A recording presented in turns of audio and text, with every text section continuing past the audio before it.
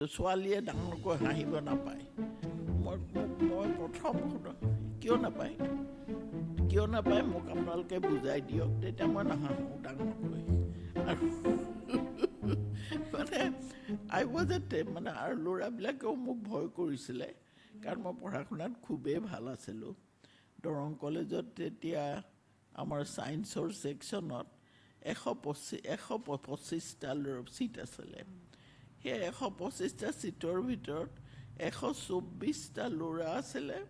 আৰু মই ছোৱালী আছিলোঁ অকলে অকলে আৰু তাতো ছায়েন্স পঢ়িছে মই ছায়েন্স পঢ়িছোঁ আৰু বাকীবিলাক ছোৱালী মোৰ লগৰ বন্ধুবিলাক চব আৰ্টছ পঢ়ে তা মই তেতিয়া অচ্যুত শইকীয়া তেওঁ he is the first IAS অসমৰ তা আমাৰ লগত পঢ়ে তেতিয়া মই ফাৰ্ষ্ট বেঞ্চত মানে ছাৰহঁতে কয় তই বহ আৰু অচ্যুতক কয় তুমি বহা অচ্যুতে কি কৰে মাজত কিতাপ এসোপা দি থয় মই এদিন বোলো